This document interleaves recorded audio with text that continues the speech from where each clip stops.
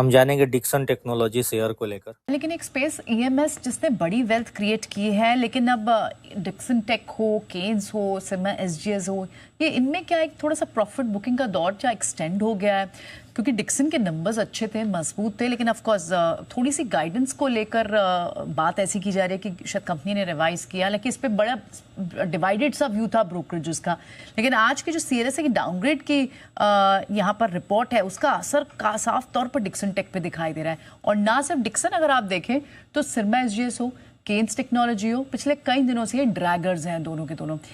एक बार राकेश, आप इस स्पेस पर अगर अपनी कवरेज रखते हैं तो बताएं हमें, क्या ये और लोअर लेवल्स पे मिल सकते हैं ये स्टॉक्स? अगर हमें डिक्सन को ही अगर यहाँ बात करनी हो, केन्स की बात करनी हो, क्या इनमें सेलिंग प्रेशर थोड़ा और हावी रह सकता है? क्योंकि अगर एक पोर्टफोलियो में वेल्थ क्रिएशन के एस्पेक्ट्स पे तो अच्छे स्टॉक्स हैं, बट लोअर लेवल पे मिले तो और अच्छा है।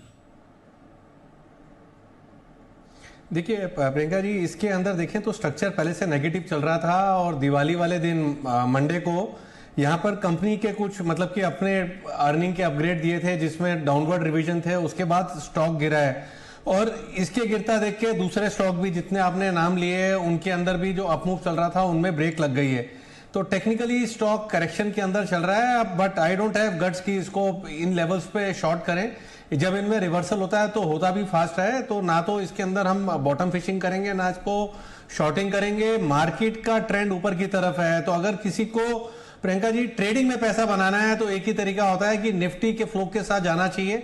निफ्टी के फ्लो के अगेंस्ट जा रहे हो तो उस स्टॉक के अंदर इतनी स्ट्रेंथ होनी चाहिए कि निफ्टी के अगेंस्ट सस्टेन कर पाए। तो निफ्टी के फ्लो के साथ काफी कुछ दिख रहा है। सुबह हमने इन्फोसिस की भी बात करी थी, ओएनजीसी की भी बात करी थी, वोडाफोन आइडिया को देखो तो निफ्टी के फ्लो के साथ जाएंगे और सिलेक्ट मेटल काउंटर्स के अंदर भी रिवर्सल देखने को मिल रहा है, तो वहां जाएंगे। डिक्सन को बिल्कुल अवॉइड करेंगे।